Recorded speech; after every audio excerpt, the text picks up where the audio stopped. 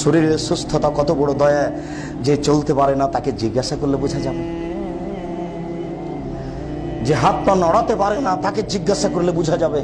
ওকে এখন দোয়া করতে বলেন তো দিন রাত। তাহলে শরীরের সুস্থতা আল্লাহর কত বড় দয়া।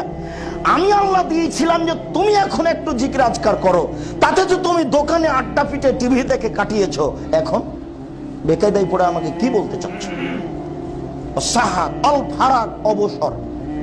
সকাল 10টায় দোকান খুলেছো, ব্যবসাখানা রাত 10টায় বন্ধ করেছো। তো এই যে রাত 10টা থেকে নিয়ে আবার সকাল 10টা পর্যন্ত তুমি অবসর থাকলে, তাহলে কি তুমি সব সময় অশ্লীল কথা নিয়ে বা স্ত্রী নিয়ে আর টিভি নিয়ে বসে থাকবে? এই কি এর ফাঁকে কি তুমি আমার জন্য একটু সময় বের করবে না? মনে রেখো, আমার জন্য একটু সময় বের যদি না করো, তাহলে আমলাও এদাকা কেনান, আমি আমলাও এদাকা সরলাম, তোমার হাতকে আমি ব্যস্ততা দিয়ে পূর্ণ করে দেবো।